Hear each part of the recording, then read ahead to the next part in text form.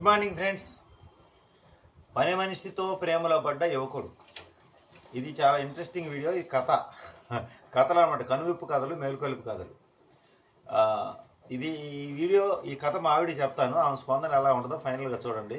అప్పుడు దాకా నేను అసలు పని మనిషితో ఎందుకు ప్రేమలో పడ్డాడు ఏందనేది వీడియో చూడండి. ఆ తర్వాత ఆ యువకుడు బాగుపడ్డా చెడిపోయాడా? చాలామంది అనుకుంటుంటారు కదా, పెళ్ళికి ముందు గాలి తరగ తిరిగేవాడు చెడిపోతాడు, బుద్ధిమంతులాగా ఉండేవాడు బాగుపడతాడని. కానీ మీకు తెలుసో తెలీదో, చాలామంది అలా పెళ్ళికి ముందు గాలి తరగ తిరిగిన వాళ్ళు పెళ్ళి అయిన తర్వాత బాగుపడిన వాళ్ళు చాలామంది ఉంటారు. కానీ కొద్దిమంది మాత్రమే చెడిపోతారు అన్నమాట. ఎందుకు చెడిపోతారంటే వాళ్ళు తల్లిదండ్రులు దాని గురించి సరైన నిర్ణయం, సరైన అవగాహన కలిగి ఉండకపోవడం వల్ల జరుగుతుంటుంది అలా.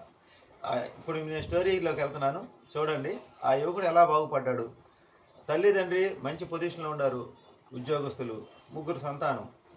మిగతా 2 సంగతి వద్దు, పక్కన పెట్టేసేయండి. వాళ్ళు చదువుకున్నారు, వాళ్ళ సంగతి అది తీసేయండి. ఇది కథ కాబట్టి చదువుతున్నా. ఈ కుర్రాడికి ఇంటర్మీడియట్ చదువుకున్న తర్వాత చదువు అవ్వల. ఎందుకు అవ్వలేదంటే గారాభంగా పెంచారు చిన్నప్పటి నుంచి. అబ్బాయి మంచివాడే, మంచి బుద్ధి, గుణవంతుడే, తల్లిదండ్రుల పట్ల గౌరవం, సమాజం పట్ల గౌరవ మర్యాదలు కలిగిన వ్యక్తి. కాకపోతే వ్యసనం అనేది ప్రతి ఒక్క మనిషికి, ఎంత మంచివాడికి కూడా వ్యసనం అనేది ఉంటుంది. అన్ని మంచి సద్గుణాలే ఉంటాయి, కానీ ఎక్కడో ఒకసారి చెడు గుణం అనేది ఉంటుంది. అది మనిషి లక్షణం. కాకపోతే కొంతమంది ఏంటంటే బరి తెగించి బయటకు వచ్చి సమాజానికి వ్యతిరేకించి నిలబడతారు. కొంతమంది సమాజానికి భయపడి చేస్తూ ఉంటారు. అయితే అమ్మా నాన్న బాగా ఉద్యోగస్తులు, బాగా సంపాదిస్తున్నారు. ఈ అబ్బాయి ఇంటర్ వరకే చదివాడు, ఇంకా తర్వాత చదువు రాలేదు, ఏం చేయాలో అర్థం కావట్లేదు. సరే, ఈ అబ్బాయి పక్కన సరే వాళ్ళు సంపాదిస్తున్నారు కాబట్టి, వాళ్ళకి బాగా ఆస్తులు ఉన్నాయి కాబట్టి అబ్బాయిని బాగా గారాభంగా ఖర్చులు డబ్బులు ఇచ్చి పెంచుతూ ఉంటారు.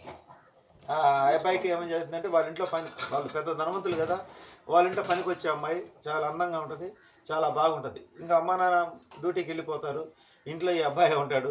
ఇంకా మిగతా వాళ్ళు ఆడపిల్లలు ఉంటే వాళ్ళు చదువుకుంటారు, బయట హాస్టల్లో చదువుకుంటూ ఉంటారు. ఇంక ఈ అబ్బాయి అక్కడే కాలక్షేపం కాక జనరల్గా కబుర్లు మొదలు పెడతారు. వయసు కదండి, వయసులో ఉన్న పిల్లడు కాబట్టి మాటలు పెరిగి వాళ్ళిద్దరూ పని మనిషితో ప్రేమలో పడిపోతాడు. ఆ ప్రేమ ఎలాంటిదంటే, అతనికి ఇంకా బయట ప్రపంచంతో పని లేనట్లుగా ఉంటుంది. ఆ రోజుల్లో సెల్ ఫోన్ లేని రోజులు ఇవి. చాలా ప్రేమ, వాళ్ళకి చాలా లోతులోకి వెళ్ళిపోతారు. ఇంట్లో రోజు ఇంకా పని మనిషి కోసం ఎదురు చూడటం, ఆ పని మనిషి రావటం, వీళ్ళిద్దరు ప్రేమించుకోవటం, బాగా కబుర్లు చెప్పుకోవడం, బాగా ఎంటర్టైన్మెంట్గా జరిగిపోతుంటుంది. ఒకరోజు ఏం చేసిందంటే, వాళ్ళ అమ్మకి ఈ విషయం తెలిసింది. వాళ్ళ అమ్మకి వాళ్ళ నాన్నకి ఈ విషయం తెలిసి, అరే పిల్లడు దారి తప్పిపోతున్నాడే అని చెప్పి వాళ్ళు తల్లిదండ్రులు ఇద్దరు చర్చించుకొని, ఇది మనం గట్టిగా వార్నింగ్ ఇస్తే ఇది అసలే మనకు దారికి రాడు, ఇది చాలా సెన్సిటివ్ విషయము, భగవంతుడు ఎట్ట చేయాలని చెప్పి దేవుడికి ప్రార్థించుకొని, అంటే దండం పెట్టుకొని మా అబ్బాయి మారాలని చెప్పి దండం పెట్టుకొని తల్లిదండ్రులుగా వాళ్ళ ప్రయత్నం చాలా జాగ్రత్తగా అబ్బాయిని ఎట్టదారిలో పెట్టాలి ఏంది ఆలోచన చేసి, ముందు పని మనిషిని తీసేస్తే ఇబ్బంది కదా, పని మనిషిని తీసేయకుండా పిల్లవాడితో విషయం చర్చించకుండా తెలివిగా అబ్బాయికి పెళ్లి చేస్తారు. మమ్మీ నాకెందుకు పెళ్ళి, నాకు ఏం ఉద్యోగం సద్యోగం లేదు, ఏం పని చేయట్లేదు, నాకెందుకు పెళ్లి చేస్తున్నారు అంటే, లేదు నాన్న నీకు పెళ్లి వయసు వచ్చింది, ముందు పెళ్లి చేసుకో, తర్వాత ఉద్యోగం గురించి ఆలోచన చేద్దామని చెప్పి ఒక సామాన్య కుటుంబం నుంచి ఒక అమ్మాయిని ఇచ్చి పెళ్లి చేస్తారు. అంటే ధనవంతులు అయితే ఇవ్వరు కదా పని లేని అబ్బాయికి. ఒక సామాన్య కుటుంబం నుంచి ఒక మంచి అమ్మాయిని, చక్కటి అమ్మాయిని చేసి పెళ్లి చేస్తారు. తల్లిదండ్రులకి ఈ అబ్బాయి ఈ విషయం తెలియనట్టే ఉంటారు వాళ్ళు. కానీ ఈ అబ్బాయి ఎదిరించి చెప్పలేడు, ఎందుకంటే ఆ అబ్బాయి స్వతంత్రంగా జీవించడానికి ఆ అబ్బాయి చేతిలో సంపాదన లేదు కాబట్టి. పెళ్ళి అయితే చేస్తారు. ఈ అబ్బాయి ఏం చెప్తాడంటే ఆ పని మనిషితో, నాకు పెళ్ళి అయినా సరే నేను నీకు అన్యాయం చేయను, మన ఇద్దరం ఇలాగే ఎప్పుడు కలుసుకుంటా ఉందాం, దేవుడిచ్చిన బంధం ఇది. సమాజం అయితే మనల్ని వ్యతిరేకిస్తుంది, కానీ మన ఇద్దరు ప్రేమ స్వచ్ఛమైనది, ఇది అనంతమైనది, ఇది ఎవరు విడదీయలేదని చెప్పి డైలాగులు చెప్పుకుంటారు. అబ్బాయి చేతకొట్ట అమ్మాయికి నచ్చ చెప్పి పెళ్లి చేసుకుంటాడు. పెళ్లి చేసుకున్న తర్వాత చక్కగా పెళ్ళి అయిన తర్వాత ఒక 2 సంవత్సరాలకి ముందు ఈ తల్లిదండ్రులే సపోర్ట్ చేస్తూ ఉంటారు. 2 సంతానం కలుగుతారు. 2 కొడుకులే అదృష్టం. ఆ పిల్లల్లో ఇలా వాళ్ళ స్వచ్ఛమైన ప్రేమ పెళ్ళి అయిన తర్వాత కొనసాగుతుంటుంది, కాకపోతే రహస్యంగా కొనసాగుతుంటుంది. అయితే మీరు ఇక్కడ ఒక విషయం గమనించాలి, ఎవరైనా సరే తొలి ప్రేమ అంటారు కదా, తొలి ప్రేమను మర్చిపోలేరు. కానీ కొంతమంది పరిస్థితులు బట్టి దూరం అయిపోతారు, కొంతమంది ఏంటంటే పరిస్థితులు అనుకూలంగా ఉంటే జీవితాంతం కొనసాగిస్తూ ఉంటారు. కానీ ఈ అబ్బాయి ఉద్యోగం రాలేదు, తల్లిదండ్రులను ఎదిరించలేడు, వాళ్ళు చెప్పినట్టు పెళ్లి చేసుకున్నాడు, ప్రేమను త్యాగం చేయలేదు, ప్రేమను అలాగే మనసులో ఉంచుకున్నాడు. ఆ తర్వాత ఆ అమ్మాయికి పెళ్ళి అయింది. అదే ఇలా అదృష్టం బాగుండే వాళ్ళు కూడా గొడవలు అయిపోయి ఆ అమ్మాయి విడిగా ఒంటరిగా ఉంటుంది, వీళ్ళ వ్యవహారం కొనసాగుతూనే ఉంది. అయినప్పటికీ కూడా ఇక్కడ ముఖ్యమైన పాయింట్ ఏంటి అంటే, ఈ అబ్బాయికి ఎక్కడ అదృష్టం కలిసి వచ్చిందో, ఇద్దరు పిల్లలు పుట్టడం వల్ల చక్కటి పిల్లలు పుట్టారు. చూసారా, గాలివాడంటే తల్లిదండ్రులు ప్రేమ గారాబంతో పెంచడం వల్ల అలాంటి గాలివాడు కాదు ఆ పిల్లోడు, మంచి సత్ప్రవర్తన కలిగిన వాడే. తల్లిదండ్రులు పెంచడంలో అంత గారాభం పెంచేవరకు ఏం చేయాలి అర్థం కాక అంతవరకు అతి గారాభం వల్ల చదువు ఇంటర్ వరకు ఆగిపోయింది వీళ్ళు చూపించిన ప్రేమ వల్ల. ఇంకా తర్వాత పొద్దుపోక కాలక్షేపం కాక ఇలా చాలామంది పొద్దుపోక కాలక్షేపం కాక ఇలా దారి తప్పుతుంటారు చాలామంది. ఎందుకంటే తల్లిదండ్రులు వాళ్ళ ఉద్యోగాల్లో బిజీగా ఉంటారు, వీళ్ళు అడిగిన కూడా డబ్బులు ఇస్తుంటారు. అది వాళ్ళు చేసే పొరపాటు కూడా, అంటే పక్క పిల్లకాయలతో పోల్చుకొని వీళ్ళకి కావాల్సిన అడిగిన ఇవ్వడం వల్ల వీళ్ళకి ఒక కన్ఫ్యూజ్ అయిపోయి ఏది అర్థం కాక ఒక దశలో ఇలా కాలక్షేపం కోసమే మొదలవుతాయి ఈ ప్రేమలు కూడా. చాలా వరకు మీరు గమనించట్లేదు, అలా జరిగిందనమాట. అలా జరిగిన తర్వాత ఇంకా అబ్బాయికి ఉద్యోగం కానీ తెప్పించకపోతే వచ్చిన కోడలకి న్యాయం చేయలేం కదా, అబ్బాయికి ఎలాగ ఉద్యోగం చేపించాలని ఆ తల్లిగారు రిటైర్మెంట్ స్టేజీలో ఒక మంచి ఆలోచన చేసి ఏమో తంటాలు అబ్బాయి చిన్నగా ఒక ఉద్యోగం ఇప్పించింది. అది ఇంటర్మీడియట్ మీద. ఆ రోజుల్లో ఇంటర్ కూడా జాబ్స్ వచ్చాయి, ఏదో ఆ టెండర్ పుస్తకాలు ఎందుకు ఇచ్చేదో ఏదో ఒక చిన్న ఉద్యోగం ఇప్పించింది. ఈ అబ్బాయికి నచ్చజెప్పి ఇతను కూడా అనుకున్నాడు, ఇక నేను రాబోయే రోజులు ఇద్దరు పిల్లలు, నాకు ఉద్యోగం లేకపోతే తల్లిదండ్రులు ఏ పొజిషన్ ఉన్న పిల్లలకి ఉద్యోగాలు లేకపోయినా లేకపోతే వాళ్ళు ఏ వ్యాపారం చేసి ఖాళీగా ఉంటే సమాజం విలువదని అనుకున్నాడు. కొంచెం మారి ఆ అమ్మ నాన్న చెప్పిన ఉద్యోగంలో చేరాడు. కొన్ని రోజులకి మనకేమంటారు విడిగా కట్టుకొని ఏమంటారు ఓపెన్ డిగ్రీలు అవి పూర్తి చేసి చిన్నగా ఆ జాబ్ చేయంగా ప్రమోషన్లు సంపాదించుకొని ఒక ఉన్నతమైన స్థాయికి ఎదిగాడు. ఇప్పుడు మీరు ఇక్కడ అర్థం చేసుకోవాల్సిన పాయింట్ ఏంటంటే, వచ్చిన భార్యకి ఈ విషయం తెలిసింది కొన్ని రోజుల తర్వాత. తల్లిదండ్రులు ఎలా కదిలిస్తే ఈ సమస్య వస్తుందని తెలుసుకుందో, అంటే ఈ అమ్మాయిని బాగా చూసుకుంటున్నాడు. అంటే అతను ఏంటంటే గట్టిగా ప్రశ్నిస్తే అసలుగా ప్రమాదం. తొలి ప్రేమ కదా అది, తొలి ప్రేమ. ఆ అమ్మాయి కూడా చదువుకున్న అమ్మాయి కాబట్టి బాగా ఆలోచన చేసింది. తన కుటుంబ పరిస్థితి, ఇంటికాడ కుటుంబ పరిస్థితి అంతంత మాత్రంగా ఉంటుంది. మనం ఏదైనా పొరపాటున కనుక ఈ గొడవ కానీ రేజ్ చేస్తే అసలుకే సమస్య వస్తుంది. కొంచెం కదిలిచ్చి చూస్తారు, కదిలి చూస్తే అవతల విషయం స్ట్రాంగ్గా ఉంటుంది. ఈ తలకాయ పెద్దందుకు ఇద్దరు పిల్లలు ఇంకా సర్దుకొని పోవాలి, అత్త మామ మంచి జాబు, ఆస్తులు బాగుండయి. ఇలాంటి సిచ్యువేషన్లో నేను కొంచెం అనాలోచిత నిర్ణయం కానీ చేస్తే నా పిల్లలిద్దరు భవిష్యత్తు పాడైపోతుంది, నా భవిష్యత్తు పాడైపోయింది. ఇంకా మా తల్లిదండ్రులకి నాకు సపోర్ట్ లేదు. ఇప్పుడు ఏం చేయాలి నేను? ఇంకా సర్దుకొనే ఉండాలి. చాలా సినిమాల్లో చూపించారు కదా మనకి, శోభనబాబు సినిమాలో పూర్వం ఇద్దరు జంటగా ఉంటుంది. అంటే అలా ఎందుకు జరిగింది ఏందనేది నేను చెప్పే కదా. తల్లిదండ్రులు గారాబం ఎక్కువ అవడం వల్ల కూడా జరుగుతుంటుంది అలా. అయితే ఆ తల్లిదండ్రులు ఆ సమస్యని పరిష్కారం చేయడానికి అబ్బాయికి వివాహం చేశారు. పెళ్లి చేస్తేనే వీడు మారతాడని. పెళ్లి చేస్తే మారడు, వాడు గుణం మారదు. కాకపోతే వాడు మారాలనుకుంటే మారతాడు.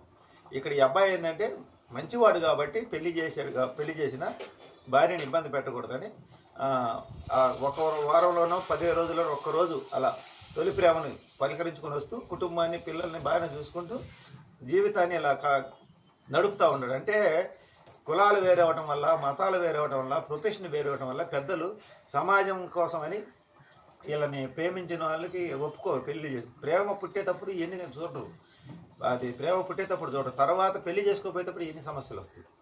అందుకని ప్రేమించే వాళ్ళు ఎవరైనా గుర్తుపెట్టుకోండి, ప్రేమ పుట్టినంత తేలిగ్గా తర్వాత బంధువుల విషయంలో కానీ తల్లిదండ్రుల విషయంలో సమాజంలో కానీ ఇలాంటివి అంగీకరించరు. అందువల్ల ఆలోచన చేసి చదువుకొని ఉద్యోగాలు చేసేవాళ్ళే ప్రేమించి పెళ్లి చేసుకోవడానికి అవకాశాలు ఎక్కువగా ఉంటాయి. తల్లిదండ్రుల మీద ఆధారపడేకి అది అర్హత లేదని నేను చెప్తున్నా. కానీ వయసుకి, సంపాదనకి, కోరికలకి సంబంధం లేదు, ఇలా జరుగుతాయి కాబట్టి ఇలా జరిగింది. ఈ అబ్బాయి అదృష్టం ఏంటంటే పెళ్ళి అయిన తర్వాత వాళ్ళ అమ్మ నాన్న ఉద్యోగం ఇప్పించడం, ఆ అబ్బాయి ఇంకా ఇతరత్ర ఏ వ్యసనాలు లేవు, క్రమశిక్షణగా. ఆ భార్య కూడా సైలెంట్గా తెలియనట్టు ఉండటం వల్ల వాళ్ళ పిల్లలిద్దరు కూడా పెరిగి పెద్దవాళ్ళే, పెద్ద చదువులు చదువుతూ ఒక ఉన్నతమైన స్థాయిలోకి వెళ్ళడం జరిగింది.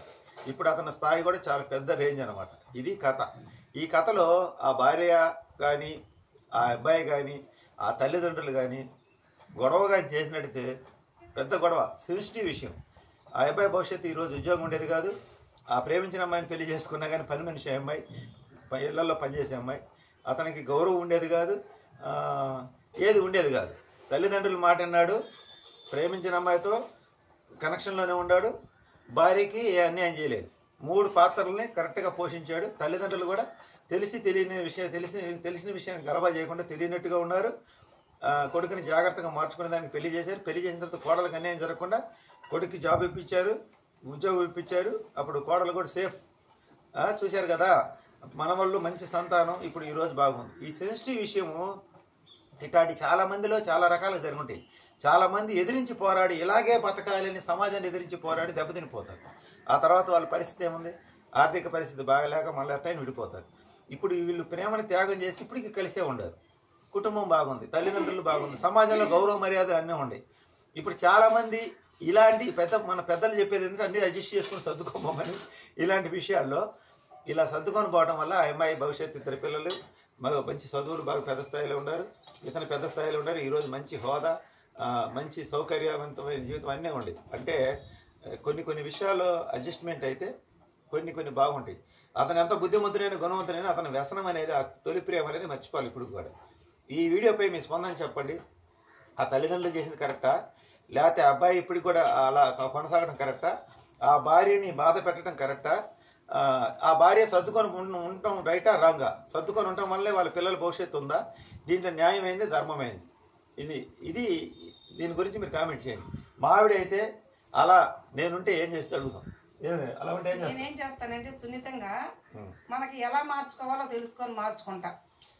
అంటే మనం గొడవ పడకూడదు, దాని గురించి మాట్లాడకూడదు, ఏం తెలియనట్టు ఉండాలా, దాని గురించి మనం వివరించకుండా మన దారిలోకి ఎలా తీసుకొచ్చుకోవాలో అలా తీసుకొచ్చుకోవాలి. అంతేగాని గొడవ పడితే ఏమైతే దారం తెగుద్ది, లాగే వరకు దారం తెగుద్ది, ఆ తెగేలాగా తీసుకొచ్చుకోకూడదు. దాన్ని ఎలా మన దారిలో తీసుకొచ్చుకోవాలా తెలుసుకోవాలా, మన దారిలో తీసుకొచ్చుకున్న తర్వాత పక్కకి ఎలా పోకుండా చూసుకోవాలా. అది అంటే ఈ విషయంలో చాలా మంది మగవాళ్ళైనా ఆడవాళ్ళైనా మానవత్వం ఉంటుంది. చాలా మందికి మానవత్వం ఉంటుంది, కానీ వాళ్ళు ముందు చేసిన పొరపాటుకి తర్వాత తల్లిదండ్రులు చేసిన దానికి తేడా ఉంటుంది. అంటే వాళ్ళు రాంగ్ రూట్లో వెళ్తున్న వాళ్ళని రైట్ రూట్లో తల్లిదండ్రులు పెడతారు, కానీ వాళ్ళ తొలి ప్రేమ దాన్ని చిన్నంగా ఎట్ట తప్పించాలి ఏందనేది ఆడవాళ్ళు కట్టుకున్న భార్య తెలివిగా కానీ వ్యవహరించగలిగినట్టయితే ఇప్పుడు చెప్పాను కదా, ఆ కుటుంబం మాదిరిగా పచ్చంగా కలకల్లాడింది. కానీ ప్రతి ఒక్కటి ప్రశ్నించి అది కాదు ఇది కాదు, నువ్వు ఇలాగే ఉండాలి అలాగే ఉండాలి గట్టిగా మొండిపట్టు పెడితే ఏమైంది, ఈ రోజు అబ్బాయి కొంచెం ప్రేమ కరెక్టే, పెళ్లి కాకముందు బాగానే ఉంది, పెళ్లి అయిన తర్వాత కొంచెం మార్పు రావాలా, అది కొనసాగకూడదు. ఇది తప్పు, నేను ఒప్పుకోను, కొనసాగకూడదు, తప్పు ఒప్పుకోరు. కొంతమంది ఆడవాళ్ళు ఒప్పుకోరు. ఎదుగుదల కావాలనుకునే వాళ్ళు కొంతమంది ఈ సెన్సిటివ్ విషయాలు, పెద్ద స్థాయి ఇది మన లో స్థాయి కదని చెప్పి పెద్ద కుటుంబాలు జరిగాయి కాబట్టి వాళ్ళు ఇలాగే అడ్జస్ట్మెంట్ అయ్యి జాగ్రత్తగా కుటుంబ పరువు బయటికి రాకుండా మెయింటైన్ చేస్తూ ముందుకెళ్తూ ఉంటారు. అది గొప్పవాళ్ళ గుట్టు, బయట ఇల్లు దాటి రాదంటారు కదా, ఇదే గొప్పవాళ్ళ గుట్టు. మన కూడా ఇదైతే ఏ చేసినా టమ్కుటమా అని అందరూ సాటింపేసుకుంటాం, మనం అల్లరి చేసుకుంటాం. ఇది గొప్పవాళ్ళు కొన్ని తెలివితేటలు, పెద్ద స్థాయిలో ఆలోచన చేసే మెయిన్ సెట్ ఇలాగే ఉంటుంది. అలా కుటుంబ పరువు బయటికి రాకుండా తెలివిగా కార్యక్రమాలు చక్కదిద్దుతారనమాట. ఇదే అండి ఈరోజు వీడియో. గొప్పవాళ్ళు వాళ్ళు ప్రతి ఒక్క సమస్యని ఎలా పరిష్కరించుకుంటారు, సామాన్యులు ప్రతి ఒక్క సమస్యని అల్లరి చేసుకొని ఎలా దెబ్బతింటిపోతారు అనేది ఈ కనువిప్పు వీడియో. ఇది ఎవరిని ఉద్దేశించి కాదు, ఇది ఒక కథ. ఇలాంటి సమాజంలో చాలా జరుగుతుంది కాబట్టి వీటన్నిటిని ఆధారం చేసుకొని ఈ స్టోరీ నేను చెప్పడం అయింది. ఎవరిని ఉద్దేశించి కాదండి, ఏదో సమాజంలో జరిగే వాటి గురించి ఏంటంటే ఇలా జరుగుతుంటది, ఇలాంటి వాళ్ళని మార్చుకునే చూసారా. ఈ కుటుంబంలో ఆ అబ్బాయి గట్టిగా అమ్మాయి కావాలంటే ఆ అబ్బాయి భవిష్యత్తు స్పాయిల్ అయిపోతుంది. ఆ తర్వాత ఆ తల్లిదండ్రులు మూర్ఖంగా ఆ అబ్బాయిని నిలదీసి ప్రశ్నించినట్టే, వయసులో ఉన్న కొడుకుని ప్రశ్నించినట్టు ఇల్లు వదిలిపెట్టి బయటికి వెళ్తారు. వాళ్ళు అలా నిలదీయాల. కట్టుకున్న భార్యకి తెలిసి కూడా సైలెంట్గా ఎందుకు ఉందంటే ఇద్దరు పిల్లల కోసం, కుటుంబ పరువు కోసం. భర్త అన్ని విషయాల్లో మంచివాడే, కానీ ఒక్క వ్యసనం, ప్రతి ఒక్క మనిషికి ఏదో ఒక వ్యసనం ఉంటుంది. ఇది లేకపోతే ఇంకొక వ్యసనం ఉంటుంది. ఇలా మంచి వ్యక్తులు కూడా ఏదో ఒక వ్యసనం అనేది ఉంటుంది. ఎంత మంచి బుద్ధిమంతుడైనా గుణవంతుడైనా వ్యసనం అనేది ఉంటుంది. అతనిలో మిగతా క్వాలిటీస్ అన్ని చూసి ఒక చిన్న తప్పుని క్షమించగలిగితే కుటుంబం బాగుంటుంది, సమాజం బాగుంటుంది. అంటే మీకు అర్థమైంది కదా, వ్యసనం అంటే మిగతా అన్ని వ్యసనాలు లేదు. మంచి వ్యక్తికి కొన్ని ఏదో ఒక వ్యసనం ఉంటుందని చెప్తున్నా, అది అంతర్గతంగా ఏదో ఒక వ్యసనం ఉంటుంది. ఆ వ్యసనాన్ని కనుక 3 భాగాలు మంచి ఉండి ఒక భాగం చెడు ఉంటే కాపాడుకోవచ్చు. 3 భాగాలు చెడు ఉండి ఒక భాగం మంచి ఉంటే మటుకు ఎవరు అలా కాదు. ఇది ఈ యొక్క స్టోరీ యొక్క, ఇది నేను చెప్పిన కథ యొక్క ఏమంటారు, కనువిప్పు కథ. మా వీడియో నచ్చితే లైక్ చేయండి, సబ్స్క్రైబ్ చేయండి, సపోర్ట్ చేయండి. Bye bye, thank you, good morning.